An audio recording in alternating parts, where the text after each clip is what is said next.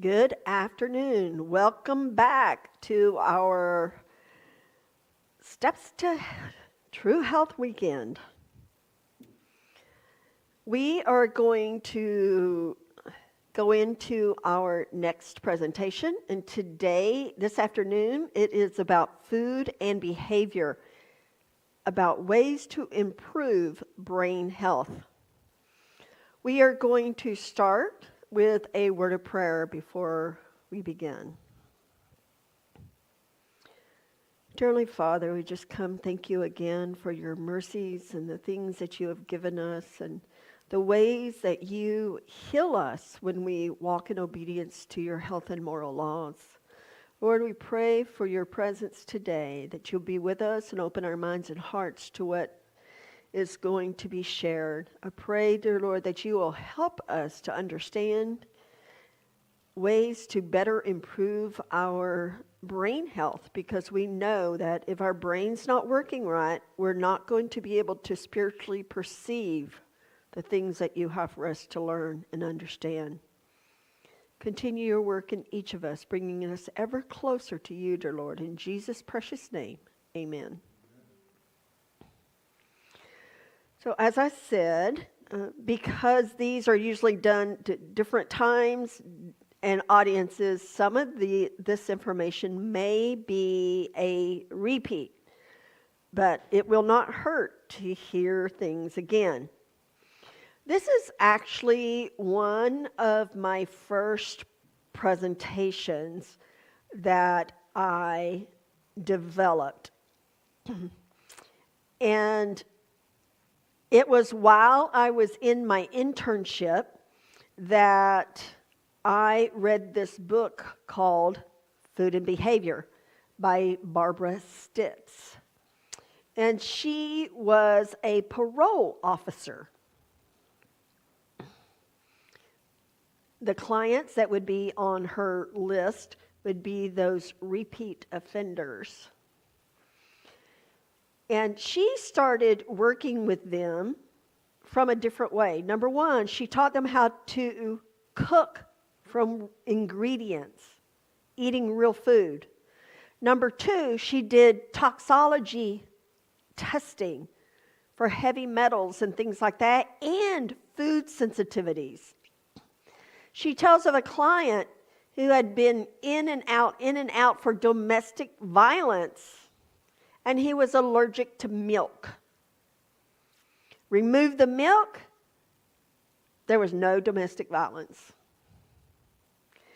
She had such success, over 85% of the clients that went through her program returned to society and did not reoffend. What I learned from her books was amazing. And this was at the time when I was just starting my internship. And I thought, oh, wow, I have to research this. So it was indeed life-changing. It changed the trajectory of my career, everything. Because instead of being a counselor, I went to helping people make the lifestyle changes and helping them to figure out what the underlying cause is and helping them to learn how to detox and all of those other things that we've talked about before. And I tell you what, it's much more effective dealing with brain health coming from a whole body perspective than just going to a counseling session and getting pills every month. It's a reminder, I am not a medical doctor. This is information so that you can be a better advocate for yourself. I have shared my story just a little bit ago.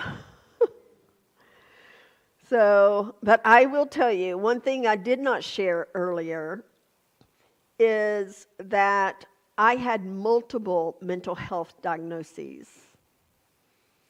And they did tell me I would never be able to function as a normal adult again and work. Oh, they were wrong. I was very well blessed with a wonderful Christian counselor who helped me process the traumas in my life. But more than that, when I was properly diagnosed with Lyme disease and started treatment for that, all of the other stuff went away.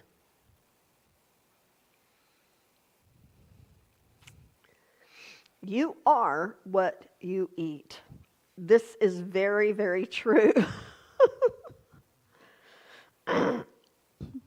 If we feed ourselves well, our bodies will heal themselves from the inside out. And it doesn't take very long either. There's a well-known case study of a family who spent 2 weeks eating only organic foods. Before beginning, they had their blood levels and urine tests done. In 2 weeks of changing nothing other than switching to organic, their blood was able to clean itself over 90% of the toxins in their blood and urine. 90%. I just think that's amazing. Brain stats. I'm trying to find, there we go. I lost. 1 in 4 will experience a mental health issue in a given year. 1 in 2 in a lifetime. So that means either you yourself or someone you know will experience a mental health issue in their lifetime, in your lifetime. 50% with mental health issues have co-occurring disorders. What this means is that there's more than one diagnosis, such as, from my own personal experience, bipolar, borderline, PTSD, panic disorder. I mean, it was just, I had all the long list of mental health issues.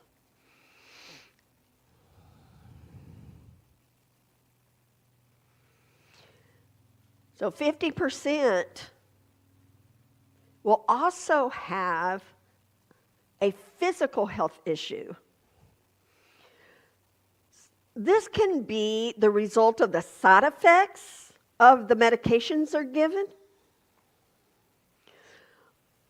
or it could stem from something else. For example, in the 70s, the cigarette companies would advertise heavily to people who have schizophrenia.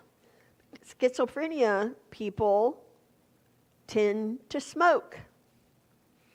And of course, this causes all sorts of health issues. So unethical. Now, this statistic is really serious. 50 to 85% have substance abuse and mental health. The 50%, the males. 85% is females. So if someone has a substance abuse issue, very likely they also have mental health issues. And our children. So 20% of youth experience severe mental disorders. I believe that these numbers are probably much higher since COVID.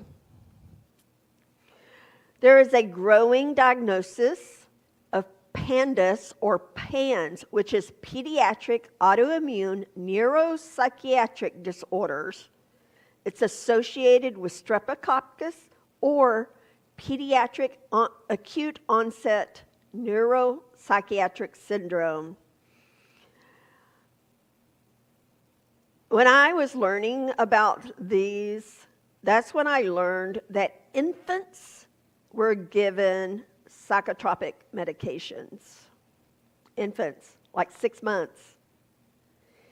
In fact, one of the fastest growing populations for psychotropic medication are preschoolers, under 6. And see, these medications have not been tested for long-term use.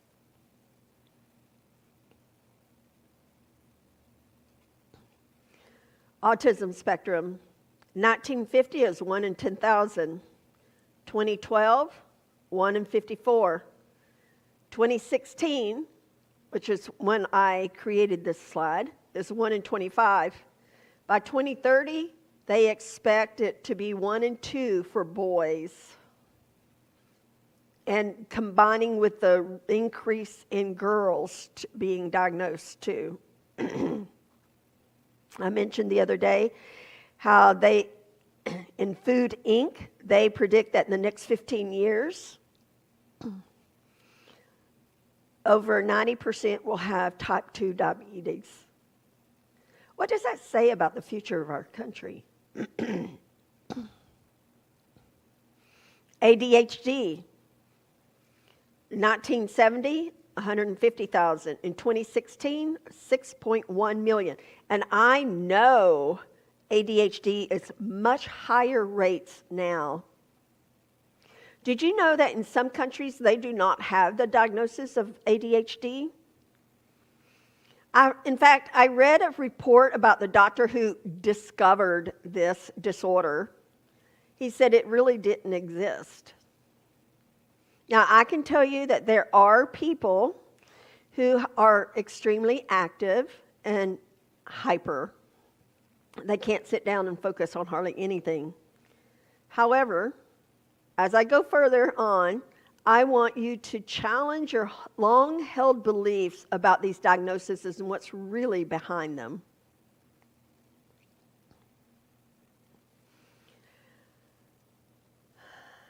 These are some numbers for children. It's really sad. I've been in the schools.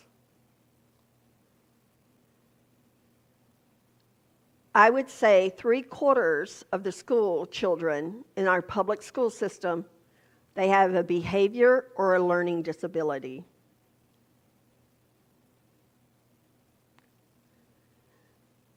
I would say close to 50% of them are overweight.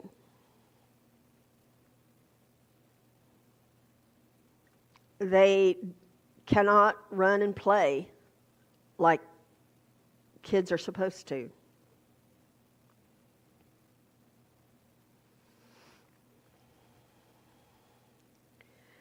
So here's some stats on ADHD medications. I have parents talking to me all the time about these medications. And Ritalin, you know, on the informed consent sheet that parents never read, Ritalin is not supposed to be given more than 6 weeks. 6 weeks. And think of how many children are on these medications for years while their brains are developing. We lose so much potential because of these drugs, where diet could resolve the majority of it.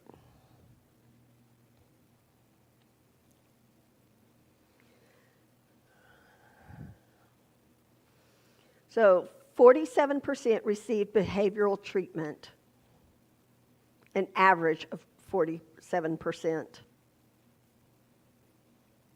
And here are the results. 30% were treated with medication alone. 15% received behavioral treatment alone. 32% received both. So the reason I'm sharing these stats is because outside of autism, we have more children diagnosed with ADHD. More than 54% of children have a diagnosis of either a physical or mental health issue. And our children born today have a shorter lifespan than their parents.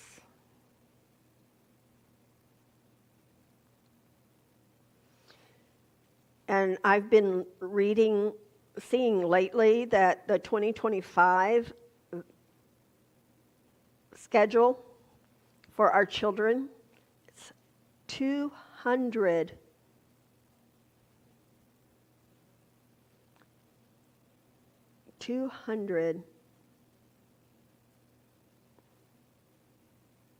I'm sorry, but that's a crime. God did not mess up our immune system with our immune system.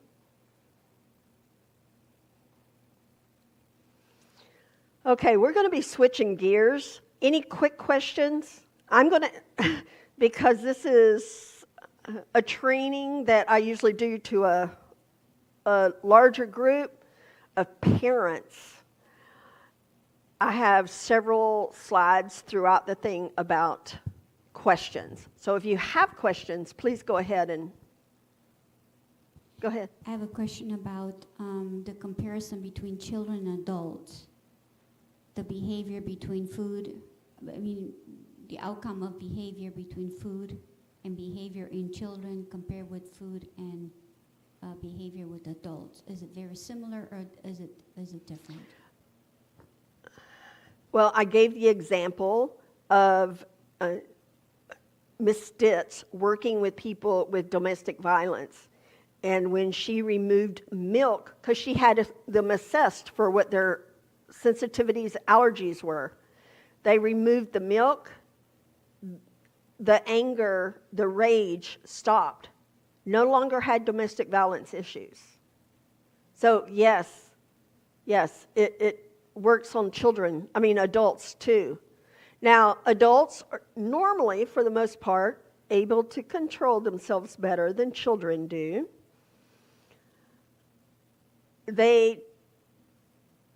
I start to say for the most part, but some make better eating choices.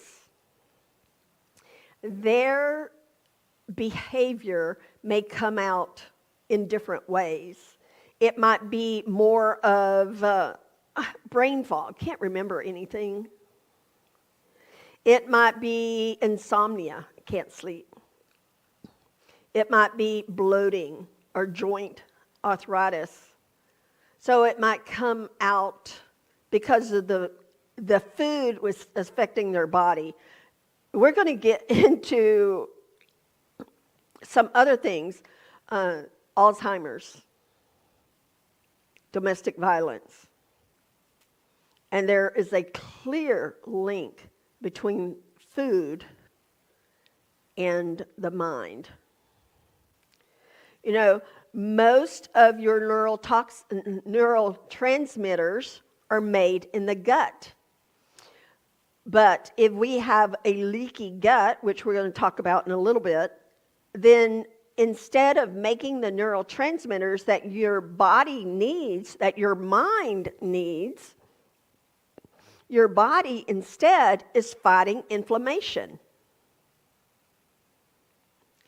So if we are careful and we remove the things that cause leaky gut, and we detox, and we re-inoculate with healthy bacteria, then our body, our mind will be better because we will have the neurotransmitters made that our brain needs. The thing is, when we are eating in such a way that we end up with brain fog, or, I know 20-year-olds who can't remember anything. Truly. They have early signs of dementia. 20 years old. Used to, Alzheimer's and dementia didn't hit until your late 60s and 70s. There are 30-year-olds, even late 20s, who are being diagnosed with Alzheimer's. I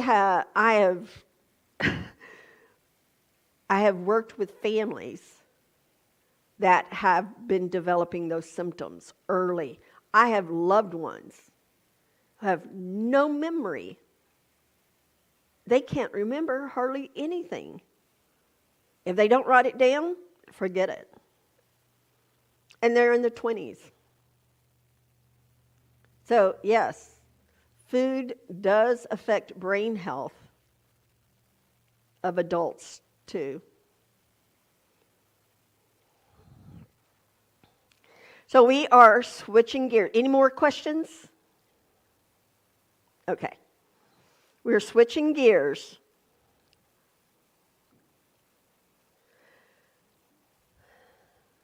We talked about some of the statistics that we commonly think of as mental health or mental illness, but I want to share some other statistics that can stem from our lifestyle. And this is based in part of the book I mentioned, Food and Behavior. I shared about when I was reading that book and the change it made in my life. So every 9 seconds, a woman is assaulted or beaten.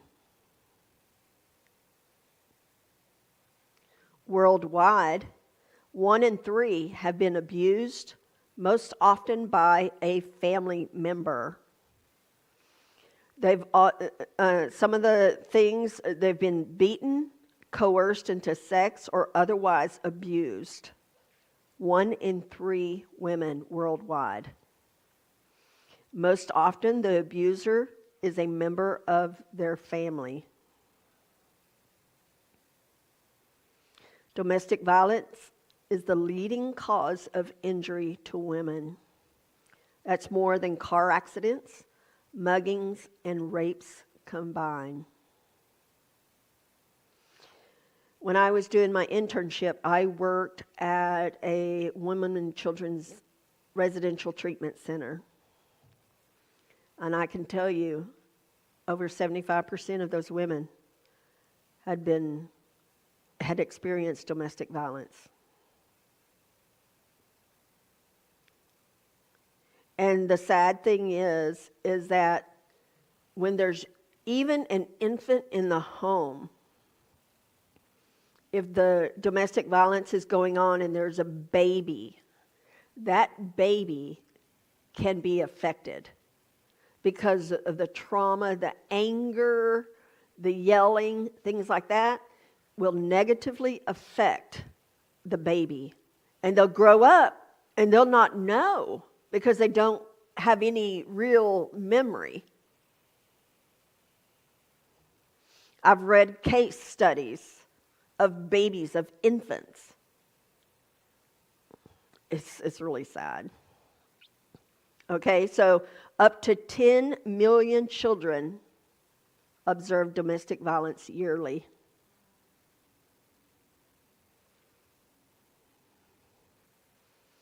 It is the number one fear of most women. So nearly 1 in 5 teenage girls who've been in a relationship said a boyfriend threatened violence or self-harm if presented with a breakup. Every day in the United States, more than 3 women are murdered by their husbands or boyfriends. 92% of women surveyed listed reducing domestic violence and sexual assault as their top concern. So domestic violence victims lose nearly 8 million days of paid work a year as a result of this violence. You know, earlier when I was sharing my testimony, I said something about when I finally went for the divorce and everyone was like, "What took you so long?" And I said, someone should have said something. Someone should have said something. A couple of years ago, I read this book, and it was like a church manual. Excellent, excellent, excellent book. It was written by people, by counselors and law enforcement, and it is how the church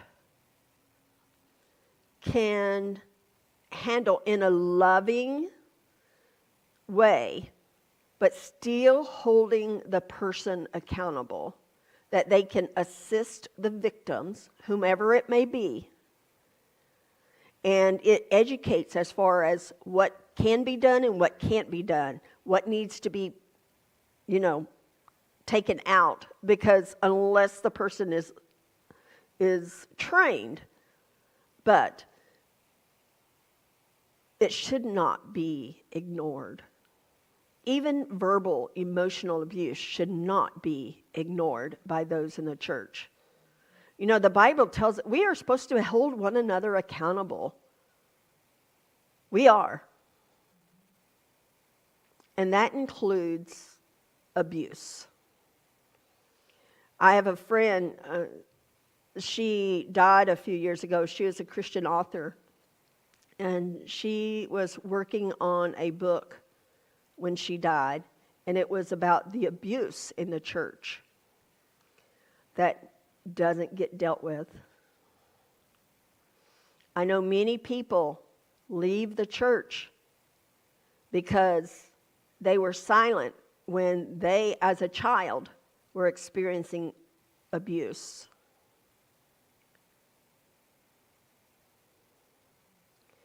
Now, as I said earlier, the reason I'm talking about this is that many times the rage, the mood,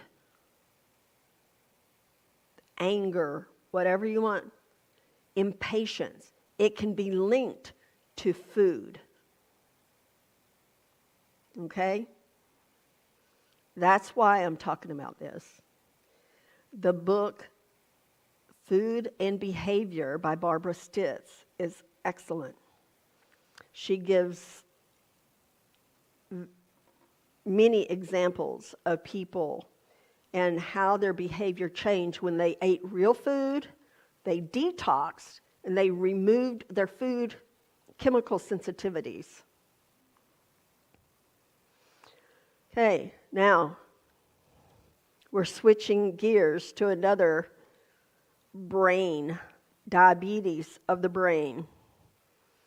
I mentioned, due to Tanya's question, these behavior issues, these educational or mental cognitive issues, do they affect adults?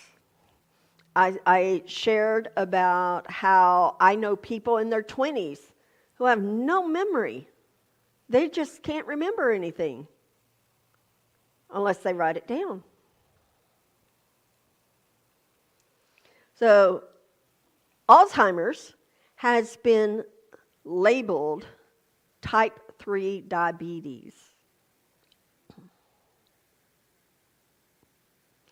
And I will tell you that there is a clear link to Lyme disease with Alzheimer's.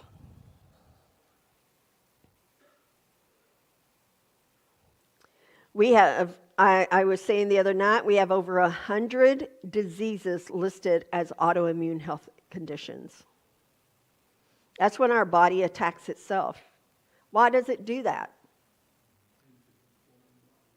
Yes, because of leaky gut, and the things get out into the bloodstream before they're completely broken down to the smallest particles, and then they turn around and the body attacks. I'm sorry. What did you were... I keep forgetting that y'all don't have a microphone. I'll be more cognizant of that. Okay, the U.S. has the second highest rate in the world, with over 5 million people affected. And again, these are from a few years ago, so I imagine the statistics of Alzheimer's is much higher now. So by 2050, more than 14 million are expected to experience this issue. Ages of people affected are becoming younger, like I said. I was involved in some caregiver classes because I had a family member with Alzheimer's. And so I was in this class, And they were people there that had family members they were having to take care of in their 30s had been diagnosed with Alzheimer's. With the spread of the Western diet, the incidence of Alzheimer's rises.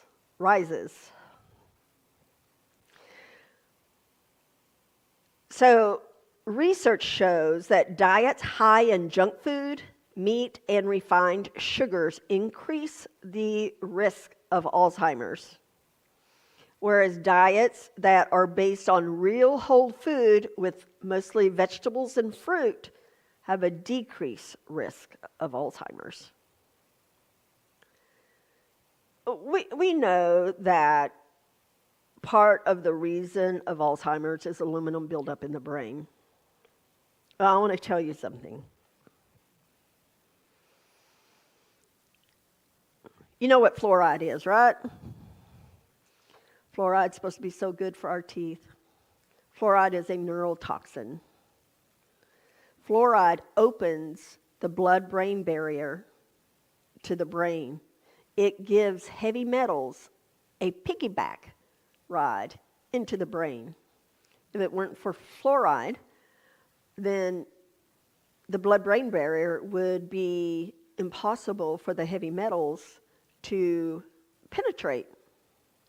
Now, fluoride is, of course, in a lot of our drinking water. It's in our toothpaste. It's in a lot of psychotropic medications. Psychotropic is your brain meds, okay?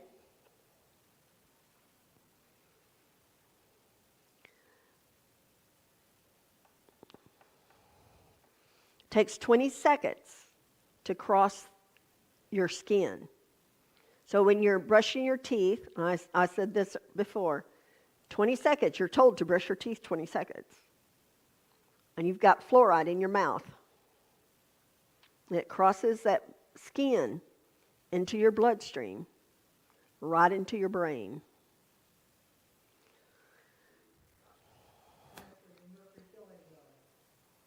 Mm-hmm. Mm-hmm. Yes, yes. And mercury fillings can outgas like 15 years or more. I can't remember the exact number. I've watched documentaries about it. Aluminum is said to be the most widely used metal on the planet and is found in cookware, aspirin, antacids, baking soda, and flour, as well as vaccines. And let's not forget aluminum foil.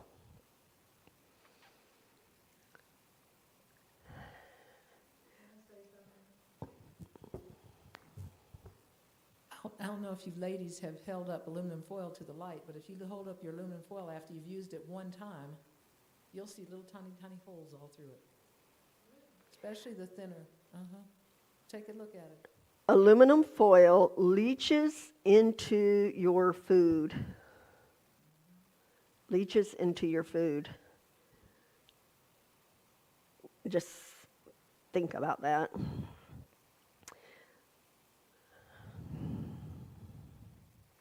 Okay, Western diet. Standard American diet leads to standard American diseases and standard American medications. Buildup of toxins. So this is because the blood-brain barrier is opened, it's like a gate, and all of these toxins are able to get up into the brain. Sedentary lifestyle. And I mentioned the link to Lyme disease. I don't know if you remember a few years back, there was a lot of press about Chris Christopherson. He's an actor. And he was really losing it mentally, diagnosed with Alzheimer's. And his wife heard about the link to Lyme disease. So she took him to a Lyme literate doctor, and they started treating him. And he improved. he improved. You treat the underlying cause, his symptoms improved.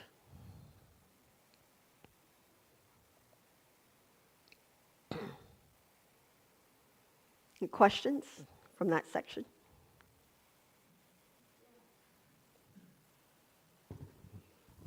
I was just wondering, for people that actually have worked with mercury, how do they get, for example, like dentists or people, dental assistant that had worked with mercury, how do they get that in their system? How do they get affected by Well, the you mercury? can breathe it. You know, if a fluorescent bulb breaks out of school, they have to clear the school because those have mercury in them. If one of those old thermometers, mercury thermometers, if it broke out of school, they'd have to clear the school. They'd have to come in and do this heavy, hazardous material cleanup. So we can breathe it in. If you're handling it, it can go through your skin. But mercury is included in so many things. And I know they say that it's no longer in vaccines, but it is. And the thing is that when I saw this little short video once, and it showed what happened when you combine aluminum and mercury together. It's like a synergy effect, and it makes it stronger and more harmful. So what symptoms would you have if you, I remember being a little girl, we had thermometers and remembering that were like with mercury, and I remember one of them breaking, and I see this little roll bone, and then how they would come and become bigger. So I remember playing with my own hands, not knowing that it was toxic.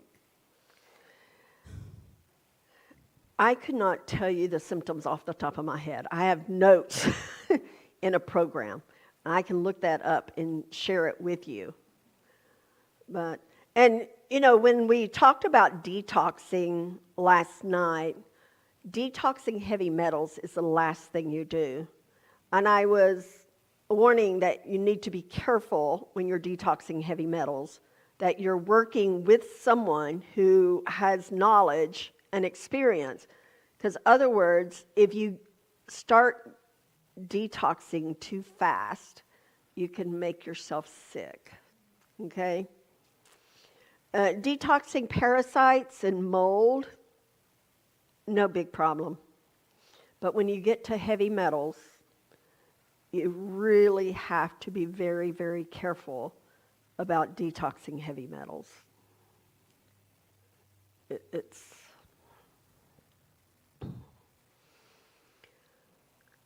okay, so we've just discussed some statistics of various social problems such as domestic violence and Alzheimer's and mental health issues.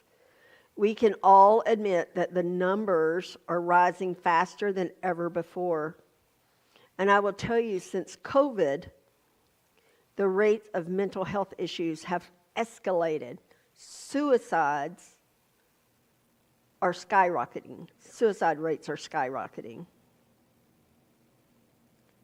So why the increase?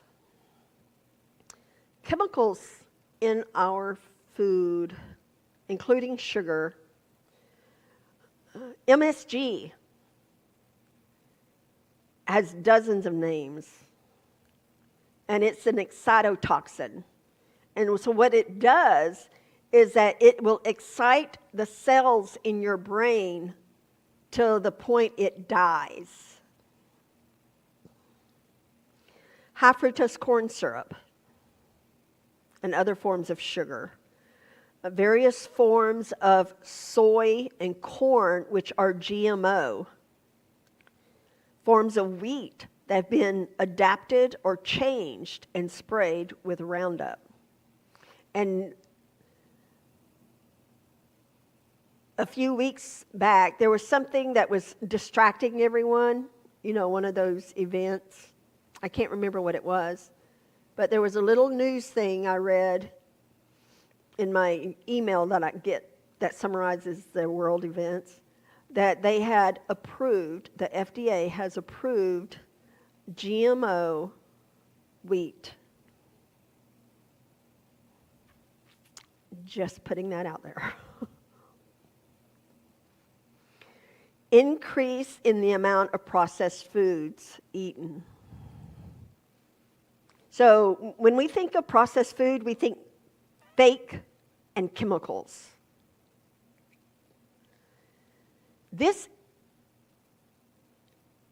We have more increase in food sensitivities.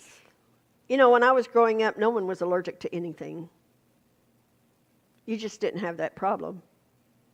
But now, when you're in the schools, oh wow, it's like walking among a minefield because there's so many different allergies. And I myself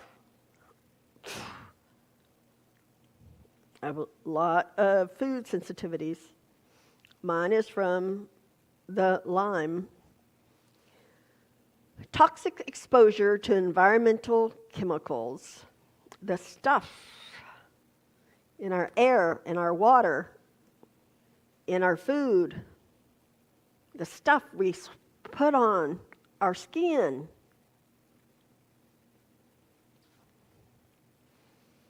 Heavy metal exposures.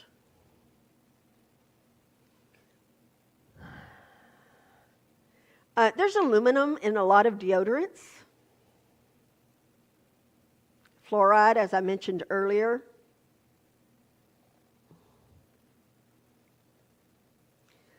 Electromagnetic frequencies, EMFs. My phone is down there. I recently read this book by Dr. McCullough called EMF'd. It's EMF''D. I highly recommend it to everyone. He explains what the EMFs do to our body, but also what we can do to lessen the effects of it. Like, turn your Wi-Fi off at night. Such a simple thing. Turn it off at night.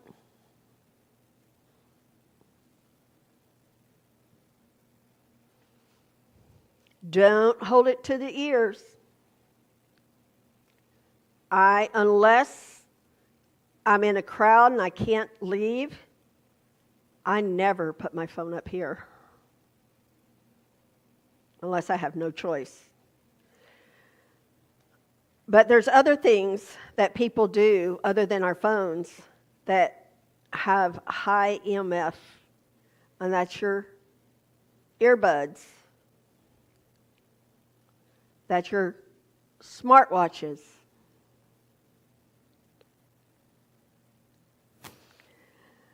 I read a comment a while back. They were talking about the earbuds, and they were talking about frying the brain.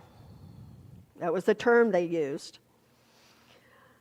I could talk a long time about EMFs. I have done a series, I think there's 3 or 4 sessions, training sessions I did on specific EMFs and then healing frequencies. They cause many health issues and they damage our DNA.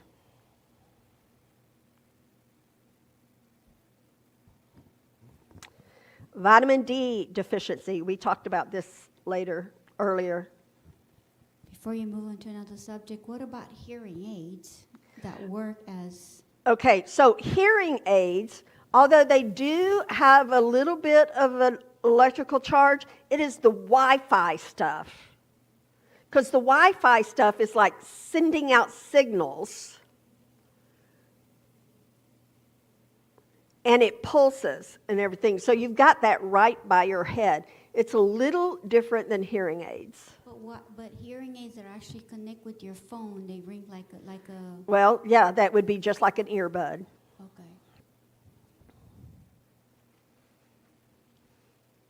So, despite sunshine being free, we know that most people are deficient in vitamin D. They slather on the sunscreen. Vitamin D is essential for over 2,000 of our body's cell metabolism and over 200 gene expressions. Vitamin D is essential for other nutrients to work too. Poor gut health. We just have leaky gut because we consume GMOs, we consume fake food-like products, we take antibiotics. Leaky gut can cause all types of health concerns because our body does not process the nutrients properly. Then the food particles escape into the bloodstream before they're at their smallest point. And the body thinks of them as invaders rather than nutrition.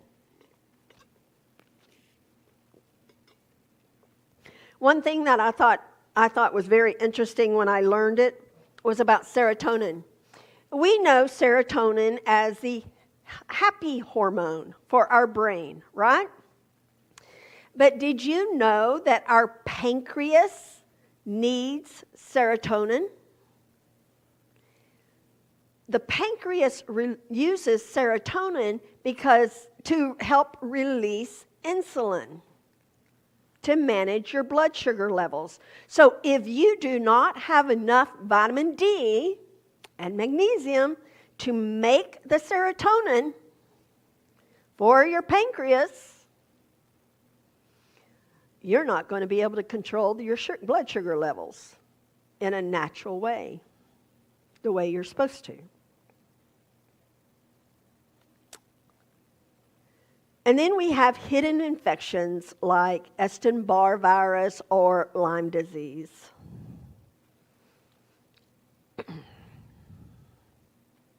Lyme testing is not accurate. Less than 50% of people actually have a bullseye rash. Lyme is often mislabeled like Alzheimer's and Parkinson's. And I have a different training goes into detail on Lyme disease. So one thing I found interesting in learning about emotions, our brain health, and how our emotions affect our body is that the liver, our liver is our production manager for our body, for our immune system. And it's affected by resentment. So if you harbor anger, it can affect the production work in your liver.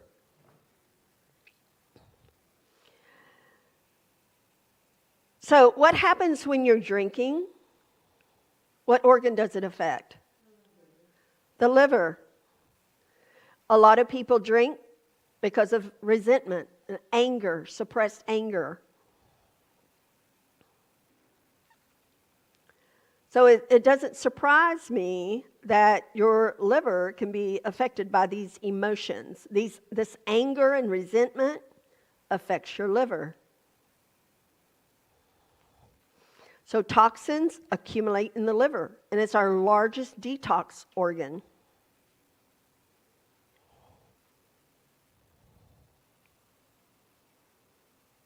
Questions?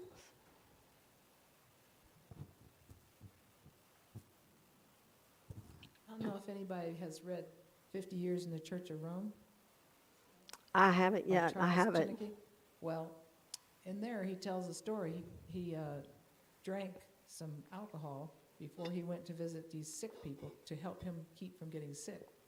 Well, he was standing beside a doctor who knew what alcohol does to his body, and he said, you come in and see tomorrow morning, I'm going to open up a dead body, and I want to show you what alcohol just did to your body. And he went in then the next day, and he saw that there was holes all through that person's body from alcohol. And Alcohol, he quit drinking from that point on. very good. I have seen a lot of pictures of what alcohol does to the brain. Really, it's socially acceptable, but it really messes up our body. So a little bit about serotonin and pancreas, the connection between having enough serotonin for your pancreas to be able to release Insulin, insulin at the right time. right. So we Could you need... go through that cycle again? Like, how do you get serotonin and... Okay, so our body makes serotonin when we have enough of the nutrients, for example, magnesium and vitamin D. Okay? They're only part of how serotonin is made. But you've got to have enough for up here and enough for your pancreas. Serotonin is important for sleep, for regular sleep too. But when you don't have enough of the nutrients, your gut is leaky, so you're in a state of inflammation, so it's not making enough serotonin. Your pancreas will not have enough serotonin to release the insulin in a timely manner. So then you end up with blood sugar issues.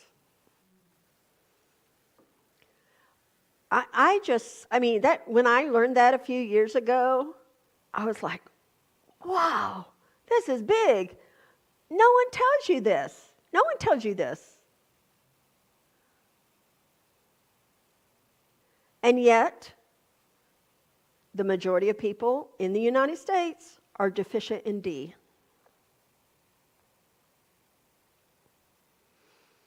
Okay, I want everybody to stand up. Stand up. Let's do some movements. I know we just had lunch. Let's move. Stretch. Walk around.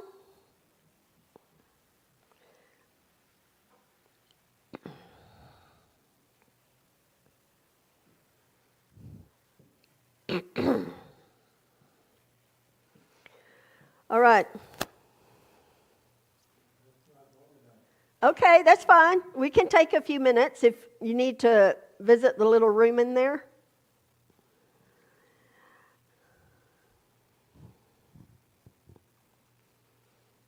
So I have a question. Mm-hmm. For someone that has been through toxins, like me being a hairdresser and being exposed to metals from coloring and fumes from hair dyes and from perms and styling products, hairspray and all that stuff. Also, other things that I was exposed to Romania that I wasn't even aware of. A protocol, like a simple protocol for someone that is even considering to start something. Where would you start them at? Dandelion root tea. Dandelion root tea. 3 to 4 times a day, 4 to 6 weeks, depending upon how toxic you are.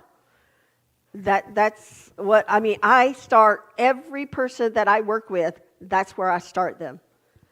And we start them with dandelion root tea because it opens up the elimination pathways. And then I start them with lemon water in the morning, 30 minutes before breakfast. I start them, depending upon how they are, where they're at, start them with simple exercise, whether walking or rebounding.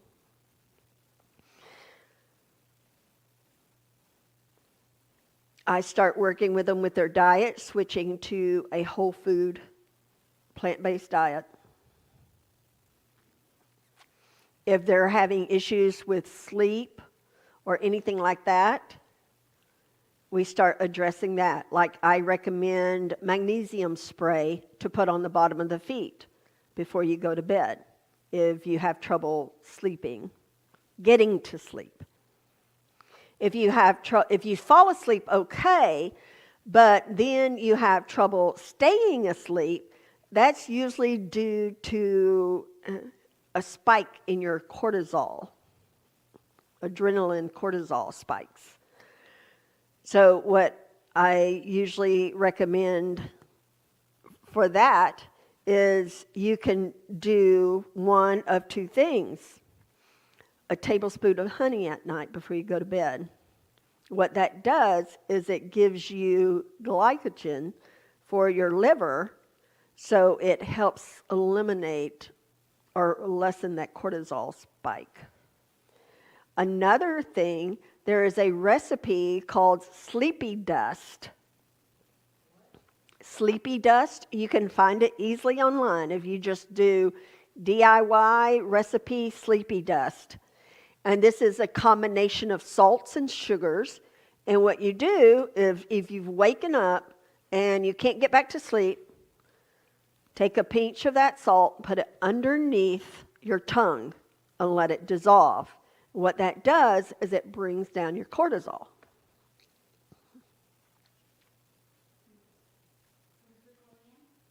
Sleepy dust. DIY, like do it yourself. Sleepy dust.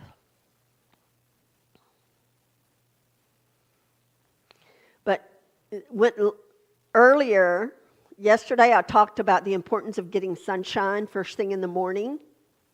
Okay? That is because that helps with the production of melatonin. What's the connection between melatonin and serotonin? Melatonin helps with sleep. It's good for other things too, but that is its main thing. And now y'all realize, Jack and Tanya realize that once that sun goes down, I'm out. But I wake up very early. Okay? Before the sun comes up, that's right. But in the wintertime, I normally go to bed early. But in the wintertime, when the sun sets, I go to bed even earlier. because I normally, it's that circadian rhythm. That's the way I am. Early to bed, early to rise. Makes a man or a woman healthy, wealthy, and wise. So, any other questions? Quick questions. Okay. So, my favorite brain guy is Dr. Amen. I started reading his books in the early 90s. But one of his recent books was called The End to Mental Illness. And he had this acronym, Bright Minds. And he shared how these things can affect mental health. Number one, blood flow. You know, there is a lady that I watched the video some years ago, but I saw it again yesterday or today. She went to have an MRI, okay? And this was about testing the effect of caffeine on the brain. So she had an MRI done, and then she drank 1 cup of coffee and had another one done. Blood flow to the brain was reduced 40%. 1 cup of coffee. 40%. Caffeine is a legal drug. It messes our body up.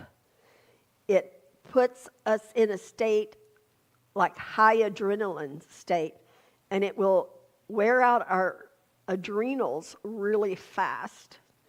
But he was talking, Dr. Amen talks about avoiding things that reduce our blood flow to the brain are retirement and aging. On average, men, I don't think women die as fast as men after they retire because we tend to be more active. But men, unless they become involved in some type of volunteer work, community service, or something, on average, they're dead within 3 years of retirement.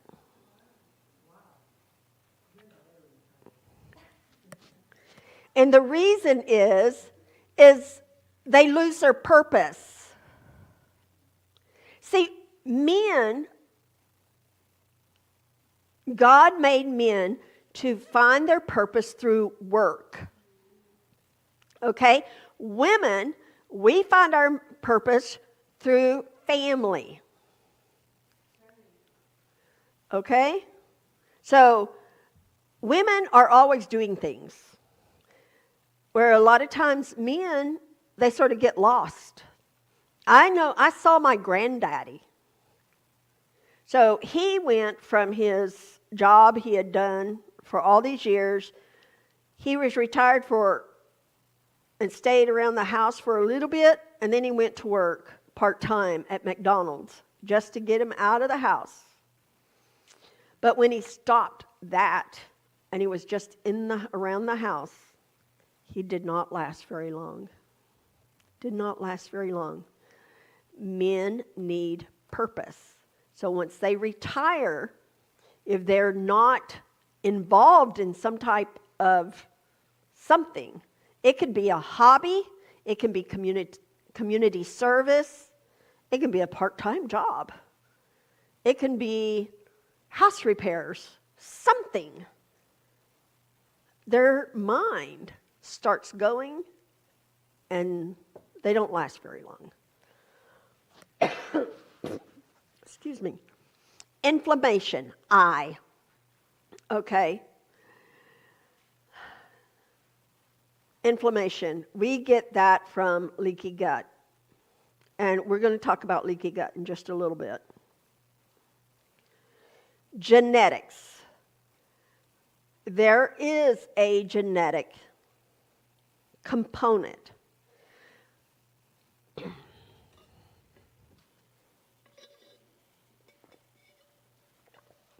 But I will tell you, food turns genes on and off. Chemicals turns genes on and off. Okay? Head trauma. We hear about head trauma. You know, you have an accident and bump your head, end up with a concussion. Well, those things are cumulative in effect. In his book, The End to Mental Illness, he actually goes through nutritional things and physical things that we can do to lessen the negativity, to lessen the inflammation, to lessen the effects of head trauma. Okay, toxins, toxins. We've already addressed that. We're bombarded by toxins all over the place. So mind storms.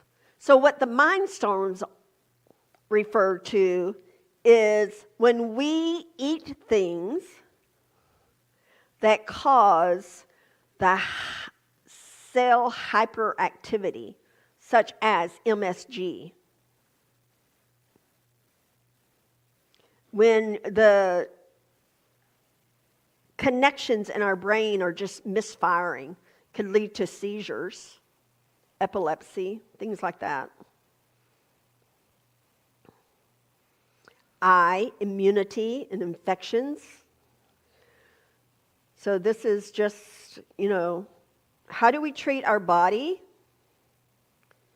Do we have a strong immune system?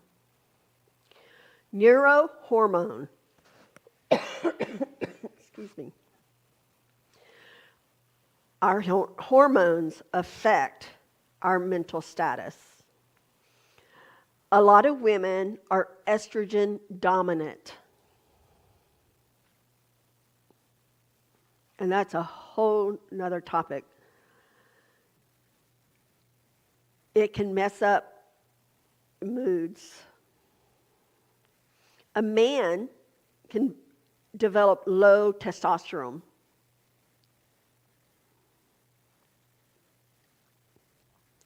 Diabetes. Okay, diabetes does affect our mental wellness.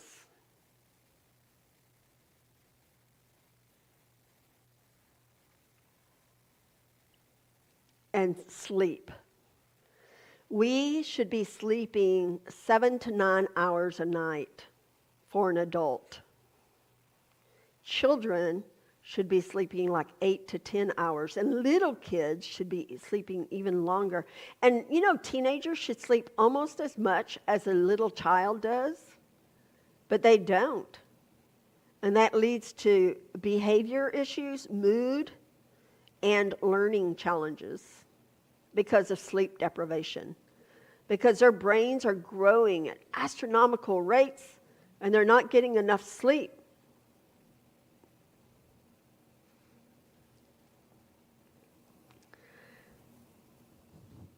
Have you heard that you have a second brain?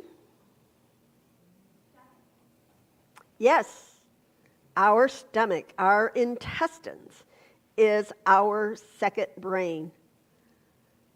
You've had a gut-wrenching experience before, haven't you? You've been anxious where your stomach tightens up. Maybe some feel nauseous, butterflies in our stomach.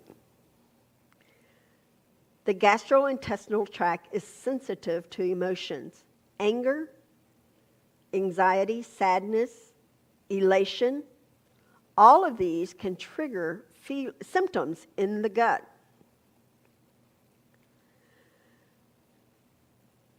So our second brain is responsible for the enteric nervous system is called the second brain. There's about 100 million nerves that oversee every aspect of digestion and communication with the central nervous system through pathways of nerves. It's the same type of cells that's in the brain.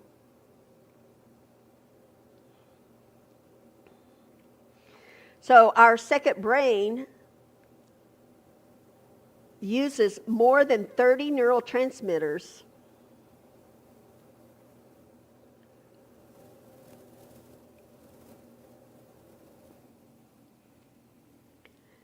So leaky gut. Pick up a sheet from the foyer area. This is a sheet I created, causes of leaky gut, symptoms, and then what to do to heal a leaky gut. And I will tell you, aloe and slippery elm are two things that help heal a leaky gut. It soothes. So let me explain how this leaky gut works. Our intestines is one cell wall thick, and they should meet with tight junctions like this. And ideally, our food will travel down our intestines until it gets broken down into minute particles and able to slide through those tight junctions. But what happens when we consume antibiotics, grains like gluten, nightshades, sugar, meat, dairy, chemicals, fake food, if we don't have enough sleep, if we experience trauma, what happens is those tight junctions, the cells sort of shrink into themselves. They tighten up. And so there's a gap. So the food is traveling down.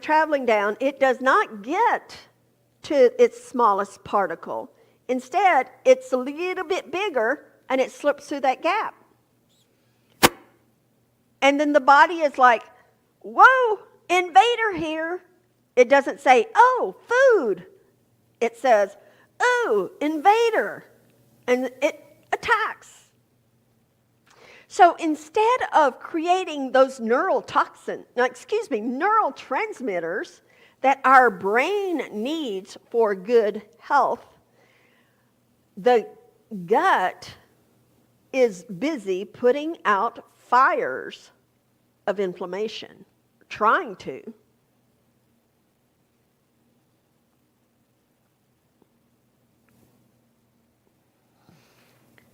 So some of the things that can keep us from producing neurotransmitters, the fake foods.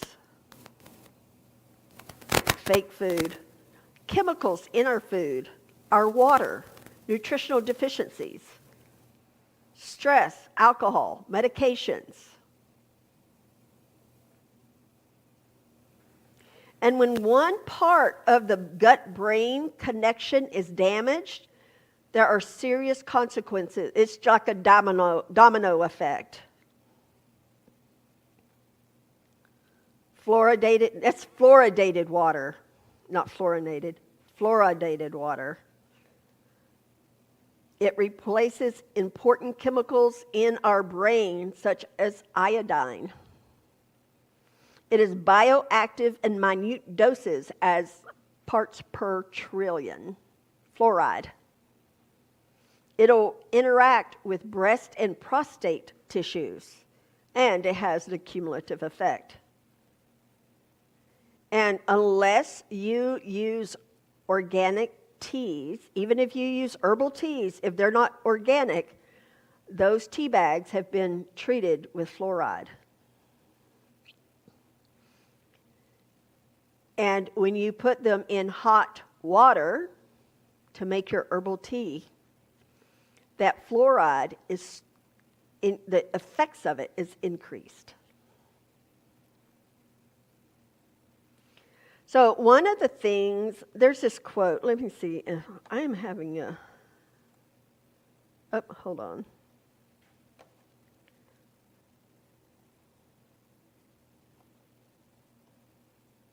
Okay, I'm having trouble finding my mouse. Okay, Mike Adams on the Detox Project, he is like a scientist, researcher type thing. He stated that fluoridation of our water was a case of the government using the plumbing infrastructure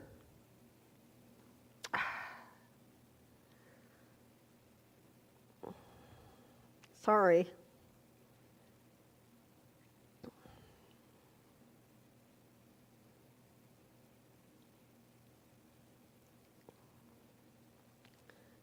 I've lost my mouse cursor. Oh, okay.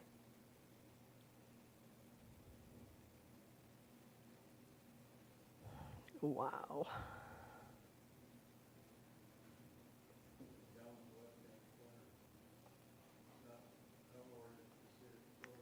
Oh, okay.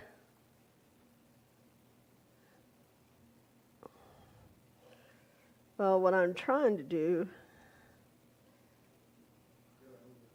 okay, you know what? Hold on.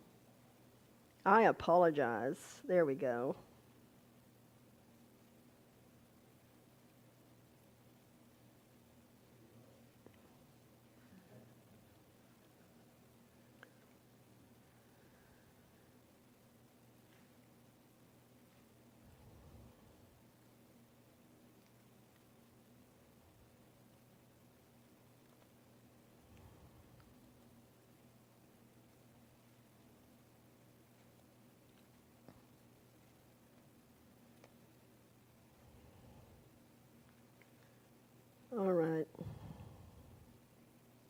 So fake foods, fluoridated water.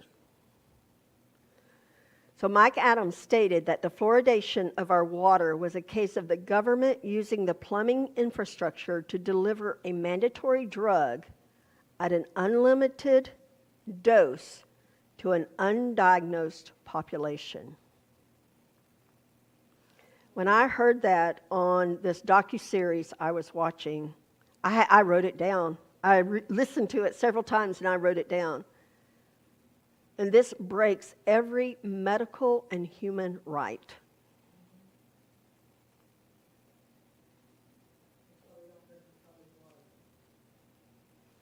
Yes, chemicals. So Time magazine produced an article called The Poisoning of America, where they reported that there are over 100,000 chemicals used in everyday products that have had little or no testing done for safety. We are exposed to tens of thousands of more chemicals than our grandparents. We have chemicals in our food, our personal care products, our makeup, and our house cleaning products. Our skin, as I said before, absorbs 60% of the chemicals that go on our skin within 20 seconds. The effects of these chemicals are cumulative. We have no studies on how these chemicals interact in our bodies or whether that interaction is safe. It is impossible to test because we all have different bodies, different reactions, but we use different products with different chemicals. It's impossible to test. Many of these have been grandfathered in and are generally regarded as safe. It's called GRAS, generally regarded as safe, but they've not been tested. And then the government says, well, we'll rely on the companies to do their testing. I'm sorry, that doesn't work. And the companies say, well, we will rely on the government to set the standards. Food allergens are rampant today. This is due to the chemicals added to the food and GMOs. Sometimes people will react to a food due to a sensitivity or intolerance rather than a straight allergy. Testing will not normally find sensitivities, but a food elimination diet, or you can do a hair analysis. One good way is to keep a food journal, and I'll be talking about this tomorrow when we talk about becoming a health detective. Okay, stress, we know it's a killer.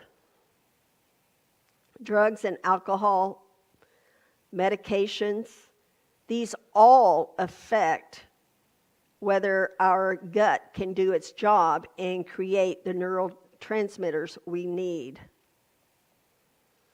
Okay, so 45% of people suffer from food sensitivities. 97% say that because of their food sensitivities, they have a mood issue. And that their mood changed when they started changing their diet. I know I did. I experienced. Now, some people think, diet change? No way. Why should I do that? It only takes 10 minutes after eating a hamburger or a donut for the fat to impair the hippocampus part of the brain, which is responsible for learning and memory. 10 minutes. Chronic consumption of foods high in sugar and fat cause suppression of the brain peptide, the BDNF, brain-derived neurotrophic factor, which is significantly involved in memory function.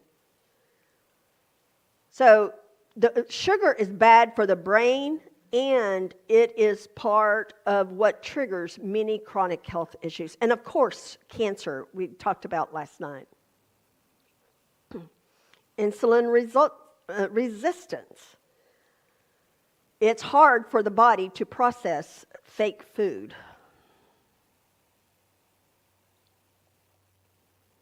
slow cognitive function.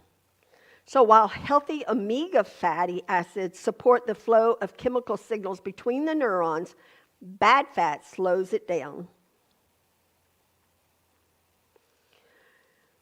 It has been found that women who eat junk while pregnant have babies with a higher risk of behavior and learning issues and aggression. So there's one version of this I do for pregnant women, and it's called Eating for My Child's Future. Because your child's mental health begins in the womb. Okay, I'm just going to show these. You can read I'm not going to.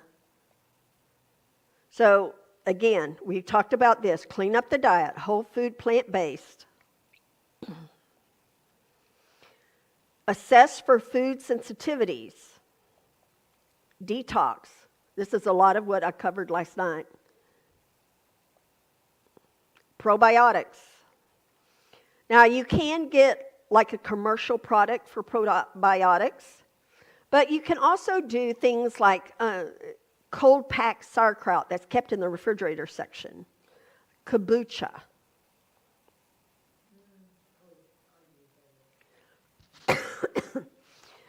But I know you can make it from herbal tea. Barbara O'Neill did a wonderful video not too long ago, or I saw it not too long ago, and she was talking about fermented foods versus cultured foods. Okay, there is a difference. What happens is cultured foods is when you start the process and then you stop it early so that the alcohol does not start to be produced. So the cultured foods give your body the needed probiotics that you can use to have healthy bacteria. Fermented foods, it can go too far, and then you have alcohol, which is not good for you. Okay, we're going to go through the electromagnetic frequencies. This is another hit on brain health that comes from modern technology. The safety for these devices was set for 600 to 1,000 hertz in the U.S. Other countries keep the limit set under 200. And the thing is, damage begins at 0.01. And DNA damage occurs at 2.0. The testing for EMFs was not even done on a human. It was done on a dummy, like the size of a football player. And our children are the worst affected. So some of the things: learning and memory deficit, anxiety-related behaviors, spatial memory deficits, changes in motor functions, sleep dysfunctions, hyperactivity, food intake. It actually makes you hungry. Changes in cognitive function. It lessens the reuptake in neurotransmitters. And tinnitus, you know, the ringing in the ear. So sources, anything with a current. Magnetic fields, power lines, old metal plumbing, and of course, Wi-Fi. Smart meters. So what can you do? Turn it off when you're not using it, especially at night. And it's best not to have your phone beside your bed. Keep it 10 feet away, unless you turn it on airplane mode. That's what I do because I like to read, and I use my Kindle to read on my phone Kindle to read at night. But I turn it off. I turn it on airplane mode. And then I put it off to the side. But if you don't put it on airplane mode, it needs to be on the other side of the room from your head.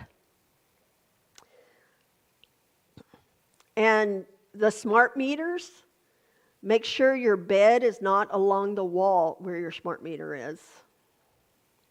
You can get shields to set over them. It doesn't affect their function, but it cuts down on the EMFs.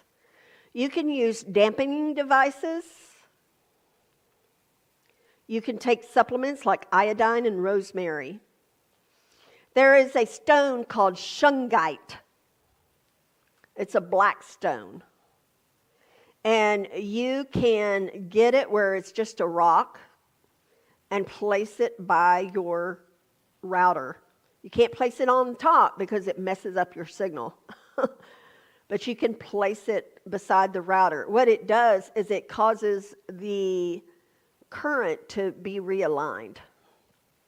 You can get a pendant. A woman can get a pendant and wear it. And it reduces the EMF effect on your body. Iodine is so, so important when you're looking at EMFs.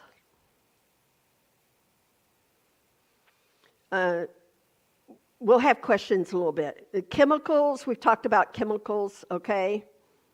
We're exposed to over 10,000 different chemicals added to our food every day. And again, this is repeat of what we talked about. Exercise, get enough sleep, try to reduce your chemical load, eat real food, change your cleaners in your home, reduce your stress, play in the dirt. You know, there's the microbes in the garden. If you've got healthy soil and you're working in the garden with your hands, not with gloves, but with your hands, there are microbes in the dirt that act just like Prozac on the brain. In other countries, when we have people who are depressed in other countries, they prescribe them gardening and tell them to go play in the dirt, dig in the dirt. And it helps alleviate the depression. Meditate and pray. Get some sunshine. These are, like I said, so careful supplementation of natural anti-inflammatories. This could be ginger, turmeric, vitamin C, oregano oil. Your omega 3s, okay? So we don't have anyone with kids here, little kids here tonight, but sometime we need to set good examples, fix meals ahead of time, freeze, buy only healthy snacks. When I was making these changes, it was so funny because I stopped buying the bad stuff. And then there would be times when I would be so tired and stressed, and I'm like, I'm wanting something. Oh, I don't have anything. And all I had were healthy ingredients. I could make myself a healthy treat, but that's not what I was wanting. And I would. When I first started doing this, I would get so upset because I would not go to the store to buy just that thing. But I would grumble, and I thought, well, no, this is a good thing. This is good. I can make myself something that is healthy and still tastes a treat, a delicious treat. So only buy healthy snacks. Replace soda with infused water. Require earlier bedtimes. Okay. So the food you eat can be either the safest and most powerful form of medicine, are the slowest form of poison. You know, one time I said something to a friend of mine, and I said, someone who learns this information and they persist in making the bad choices, is that not a slow form of suicide? It really messes our brain up and our cognitive function, but it messes up it interferes with our ability to perceive spiritual truths. It messes up with our ability to discern the truth from the counterfeit. So this is serious, not just for our physical health, but for our spiritual health. I know this was a very long presentation. Let's pray. Dear Heavenly Father, we thank you so much for your blessings, for the opportunity to learn more about how to keep our bodies healthy and especially our minds. We want to have healthy brains, Lord. We pray that you will help each of us to make good choices so that our brains can be healthy, so that we are able to discern truth from the counterfeit. Please give us your strength, your wisdom as we go from here so that we can make better choices each and every day and to become more like you. In Jesus' precious name, amen. Okay, tomorrow we will be talking about how to become a health detective and healthy holiday meals, which the healthy holiday meals is mainly about ways to shop better and to make meal prep easier in our busy lives.